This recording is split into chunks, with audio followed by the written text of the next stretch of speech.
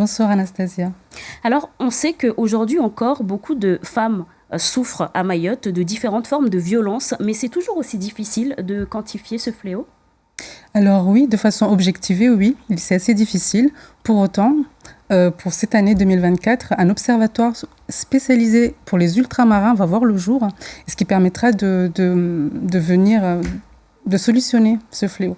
Mais oui, sinon, les associations et institutions tiennent des statistiques qui leur sont propres, parce qu'il y a quand même un suivi qui est fait par les institutions ou associations, comme je disais, mais c'est vraiment ce travail de regroupement qui manque et qui verra le jour avec cet observatoire, grâce à cet observatoire qui doit voir le jour.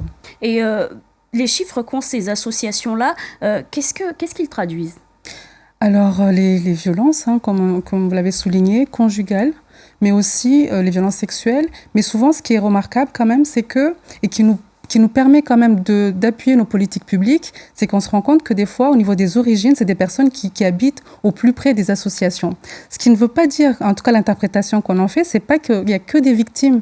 Par exemple, dans la commune de Mamoudzou, qui concentre le maximum d'associations et d'institutions, mais c'est parce que, par rapport à la mobilité, au problème de mobilité, ce sont les femmes qui sont au plus près de ces structures qui sont touchées. Donc, d'où le fait de vouloir vraiment chercher à développer des lieux un peu plus extérieur à Mamoudzou pour toucher le maximum de femmes, parce que je ne crois pas que sur les autres communes qu'il y ait moins de victimes. C'est juste qu'elles n'ont pas la possibilité de se rapprocher plus facilement des structures qui pourraient les accompagner et aider. Alors, beaucoup de sujets restent tabous dans notre société. L'inceste, vous l'avez dit, le mari qui bat sa femme, qui n'est pas permise de travailler. Est-ce que vous avez l'impression que ces dernières années, la parole s'est libérée ? Oui, il y a une évolution. La parole se libère de plus en plus, même si pas suffisamment encore. Il n'y a pas encore assez de dépôts de plaintes, il n'y a pas encore assez de démarches. Mais pour autant, par ces libérations de la parole, c'est déjà un pas énorme pour ces femmes qui, c'est aussi, en brisant le silence, c'est aussi, elles reconnaissent leur place de victime.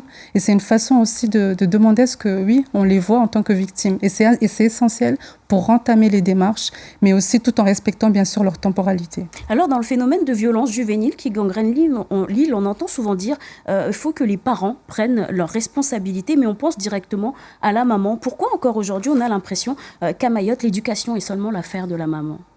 Oui, malheureusement, et puis c'est vraiment des préjugés, encore une fois, c'est ces stéréotypes-là d'ailleurs que nous essayons de combattre. Il n'y a pas que la maman, mais les papas également ont leur rôle. Mais les choses avancent, parce qu'encore très récemment, dans la semaine, nous avons une remise de prix et j'avais les papas qui étaient présents pour accompagner leurs enfants.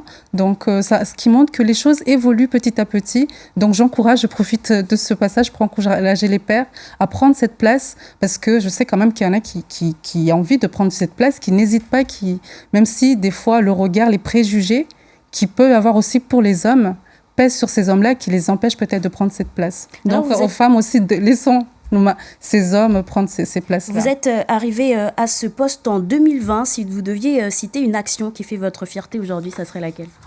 Ça serait l'édition de la bande dessinée La Voix des Jasmins, Chemin de femme. Parce que c'était l'occasion de mettre en lumière une écrivaine mahoraise, Sharifati Soumaïla, mais aussi une façon de toucher le maximum de monde, parce qu'à défaut de ne pas pouvoir rencontrer tout le monde et sensibiliser tout le monde, c'est une façon, cet outil intemporel permet de pouvoir toucher le maximum et de démystifier et de rendre pratico-pratique ce sujet d'égalité qui n'est pas forcément si simple à appréhender selon les domaines. Merci beaucoup, Tesla.